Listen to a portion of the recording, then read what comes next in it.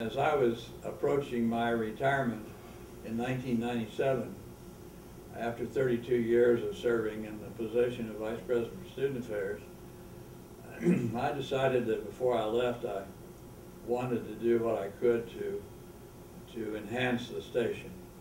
And so I think it was 1996, a year before I retired, I managed to get some funds together and some agreement to remodel the area that you're in now over in the University Center.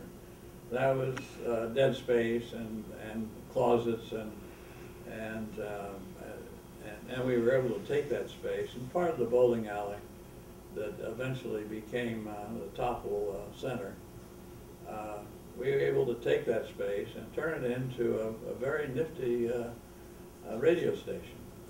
And we had a little dedication out there, I think in 1996, as I recall, with new equipment, a whole new approach to it. And so I was able to leave in 1997, retire then, knowing that the radio station was going to be in good shape. I think the acquisition of the big antenna that we mounted on top of Heck Tower was one of the biggest challenges, because that had to be worked through CBS, and we also had an agreement that we wouldn't interfere with their airwaves and others, and but we finally got that worked out, and that really boosted the power of the station from about 350 watts to I think 1250, something like that. It's a big increase.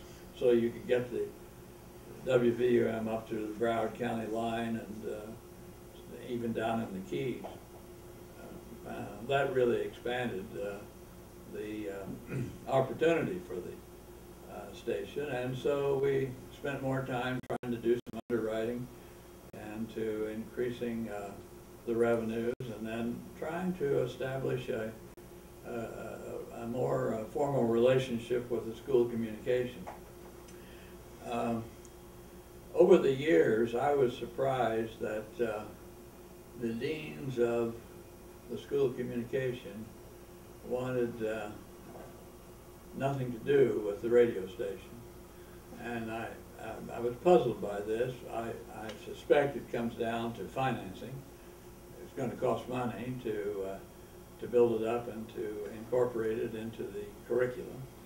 And secondly, it's a lot of responsibility. It's a hands-on responsibility to have people work with the students and take risks and meet all of the federal and state requirements and so on.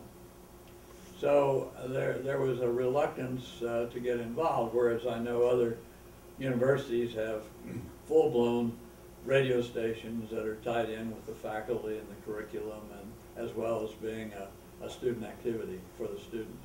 Anything like that? No, I don't remember the detail, but I do know that I have called in years gone by about some questionable activity on the airwaves, and the kids really have been very, very responsible, I must say, because it's a delicate balance here. You can lose your license overnight if you're not careful, and I think the students realize that, and they try to make sure that everything is up to stuff.